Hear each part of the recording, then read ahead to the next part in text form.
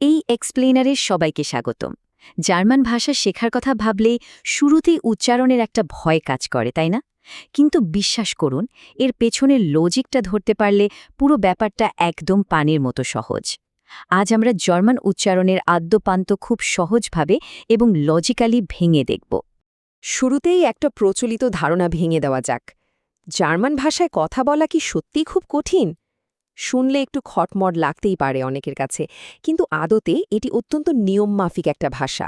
একবার বেসিক সূত্রগুলো আয়ত্ত করতে পারলে যে কোনো শব্দ নিখুঁতভাবে উচ্চারণ করা কোনো ব্যাপারই না।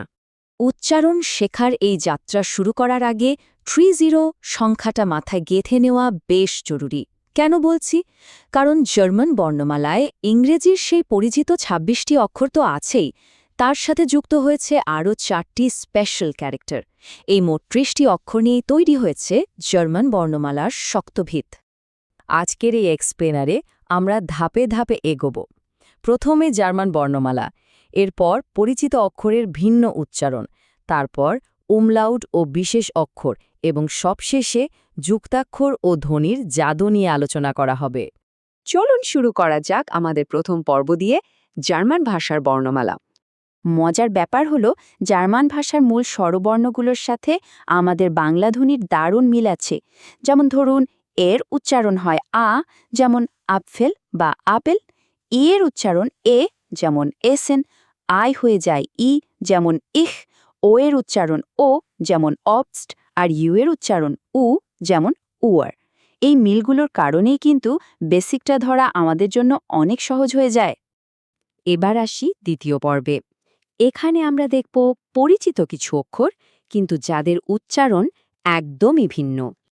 এই জায়গাটা বেশ ইন্টারেস্টিং। ইংরেজির সাথে সবচেয়ে বড় বৈপরীত্য এখানেই দেখা যায়। ইংরেজিতে যেটা ভি, জার্মান ভাষায় সেটি এফ বা বাংলা ফ এর মতো বেশ তীক্ষ্ণ একটা সাউন্ড দেয়। উদাহরণ হিসেবে ফাটার শব্দটা দেখা যাক, যার অর্থ বাবা। ইংরেজিতে আমরা হয়তো ভাটার পড়তাম, কিন্তু জার্মানের সঠিক উচ্চারণ হবে ফাটার। একইভাবে আরও কিছু ট্রিকি কনসোনেন্ট আছে যেগুলোর নির্দিষ্ট নিয়ম মেনে চলে। যেমন ডাব্লিউ এর উচ্চারণ হয় ইংরেজির ভি বা বাংলার ভয়ের মতো, যেমন ভাসার। জে এর উচ্চারণ ইয়ার মতো, যেমন ইয়ার। জেড এর উচ্চারণ হয় সের মতো, যেমন সুগ। আর কিউ সবসময় ইউ এর সাথে বসে কু বা কেভি সাউন্ড তৈরি করে, যেমন কোয়েলে। এই কয়েকটা নিয়ম মুখস্থ করে নিলেই উচ্চারণ একদম স্বতঃস্ফূর্ত হয়ে উঠবে। এখানকার মূল পয়েন্টটা হলো, শব্দের কোথায় অক্ষরটি বসছে তার উপর ভিত্তি করে সাউন্ড পুরোপুরি বদলে যেতে পারে। ধরুন ডি শব্দের শেষে থাকলে এটা টি এর মতো শোনায়, যেমন খাইন্ড, কিন্ট। জি শেষে থাকলে কের মতো শোনায়, যেমন ঠ্যাগ, টাক।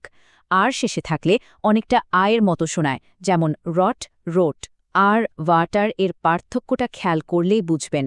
আর এস শুরুতে বসলে জেড বা জয়ের মতো সাউন্ড দেয়, যেমন সন্নে, জোনে।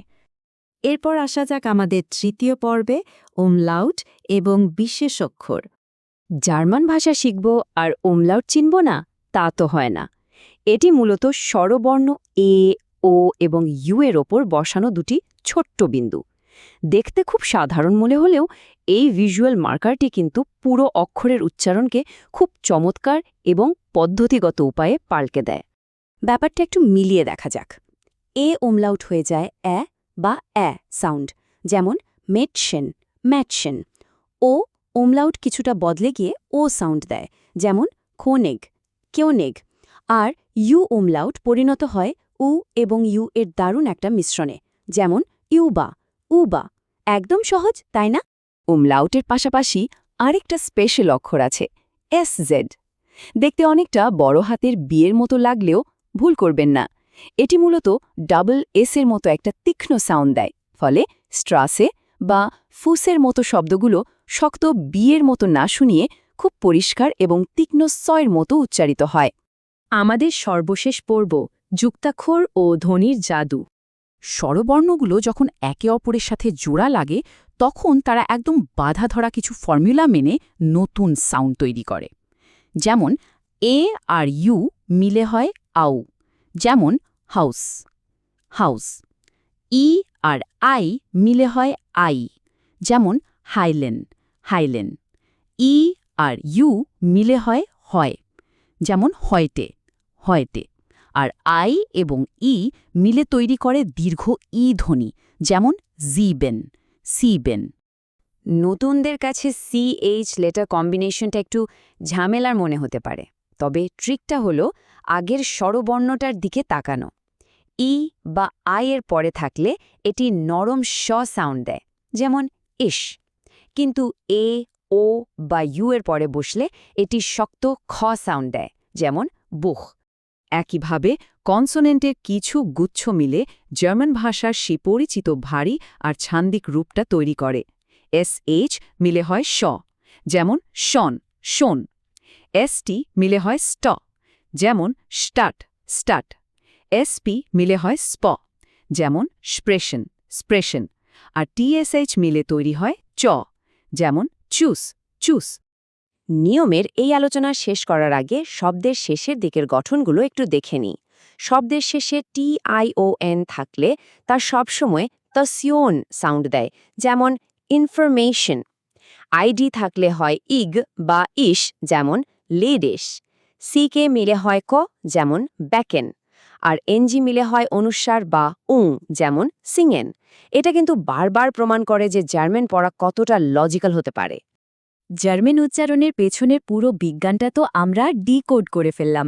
এখন যেহেতু সঠিক উচ্চারণের সূত্রগুলো আমাদের হাতে, তাই শেখার এই দারুণ যাত্রায় শুধু একটাই কাজ বাকি, আত্মবিশ্বাসের সাথে প্রথম জার্মান শব্দটা উচ্চারণ করা। তো নতুন একটা ভাষার জগতে পা রাখতে আমরা সবাই প্রস্তুত তো?